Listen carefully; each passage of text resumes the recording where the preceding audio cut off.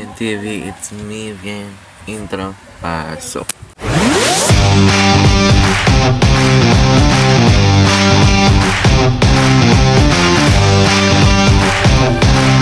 So yun na nga, ang vlog natin na to ay ang kapangsanan ko dahil sinabi ko naman sa inyo sa yung next vlog ko. So yun, ano nga ba ang kapansanan ko? Ang kapansanan ko ay kitang-kita naman sa mata dito at saka dito.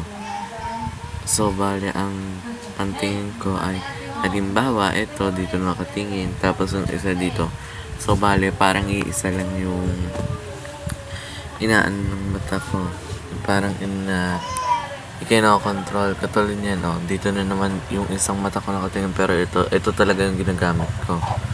Kasi, kung ano nakatingin sa inyo, yun yung ano, pero pag hindi, ano, ayan, nakatingin ako sa inyo, ito yung nakatingin sa inyo, tapos ito hindi.